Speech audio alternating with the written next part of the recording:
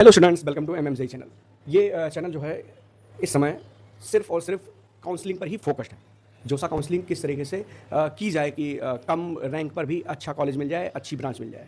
देखो, पढ़ना और पढ़ाने वाली बात तो ख़त्म हो चुकी है हाल फिलहाल, और लोग अभी भी लगे हैं पढ़ाने के पीछे। तो मैं चाहता हूँ उनको भी मैं इन्फॉर्मेशन दूँ जो यार इस समय जद्दोजहद में जुटे हैं कि सर रैंक बहुत ख़राब आई है, तो मैं काउंसलिंग कैसे करूँ, कौन सी चॉइसेस फिल करूँ, कौन सा टॉप कॉलेज कौन सा मिल सकता है या इतने रैंक पर नहीं मिलेगा। तो उन सब के लिए मैं इन्फॉर्मेशन लेके आया हूँ।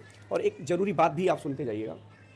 काउंसलिंग आप कर रहे हैं, चॉइस फिलिंग कर रहे हैं, हो ना हो आपको कोई सीट अगर मिल गई, मान लो आपके पसंद की नहीं है, कॉलेज भी आपके पसंद का नहीं है, सीट भी आपको पसंद नहीं है, मिल गई है, तो अब आपने सुना होगा कि ये 6 राउंड तक होगा काउंसलिंग, 5 से 6 राउंड तक होता है।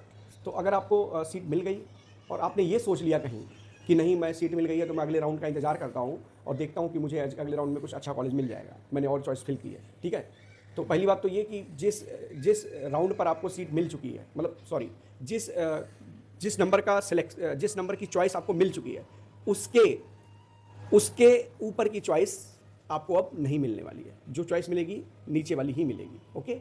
जो मिल चुकी है, जिस नंबर की चॉइस मिल गई है, उसके ऊपर की चॉइस अब जोसा वाला नहीं देखेगा, उसके नीचे की चॉइसेस पहले तो देखेगा। तो आपको ध्यान देना है कि आप चॉइस जो फिलिंग कर रहे हैं वो आपका प्रेफरेंस कैसा है, जो आपको पसंद है वो है कि गलती से ऊपर बेकार वाला ना डाल दो, क्योंकि एक बार जब मिल जाएगा तो दोबारा आपको ऊपर वाले, उसके ऊपर वाले नहीं मिलने वाले, उसके नीचे वाले ही मिलेंगे, ठीक है। एक पहला पॉइंट ये। दूसरा पॉइंट ये है कि अगर आपको मिल चुका है, कॉलेज मिल गया, सीट मिल गई, पसंद नहीं आया, तो आपको क्या करना है? अगले राउंड का इंतज़ार नहीं।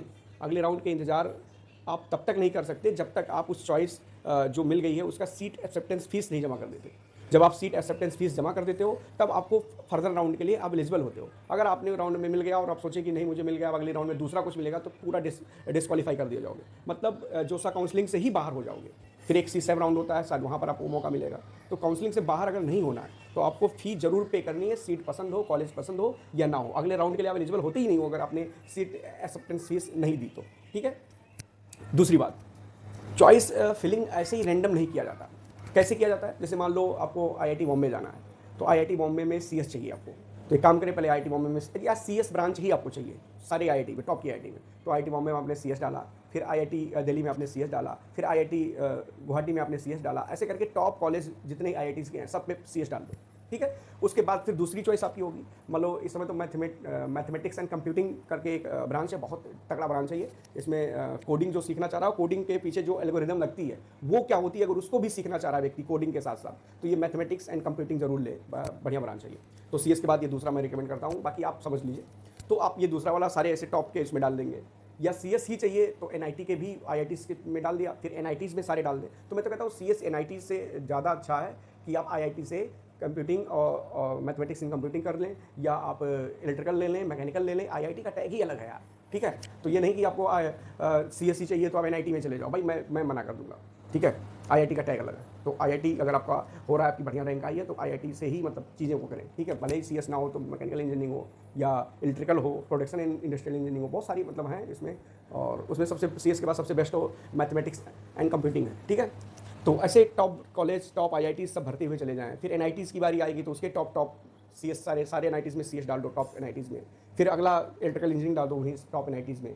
तो ये सारी रेडीमेड मैंने चॉइस फिलिंग का 127 चॉइसेस का अभी लिंक मैं दे दूंगा, आप देख लीजिएगा इसमें कमेंट बॉक्स में, देख के मैंने पूरा इसे डाल रखा है ऊपर से लेकर नीचे तक। बाकी मेरा ही उठा के मत डाल देना यार, आपने चॉइस फिलिंग में अपना भी थोड़ा बहुत दिमाग लगाना।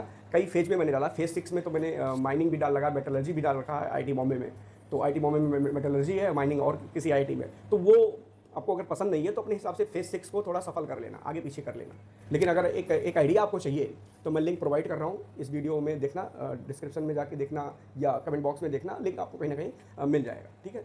तो वो चॉइसेस जरूर आप देख लीजिए। और एक बात जरूर है, अच्छा एक और इन्फॉर्मेशन आपको देनी है, ये फ्रीज, फ्लोट और स्लाइड का क्या मतलब होता है। तो आपने कई सारी वीडियोज़ में देखा होगा फ्रीज, फ्लोट और स्लाइड का मतलब, तो एक लाइन में बता देता हूँ।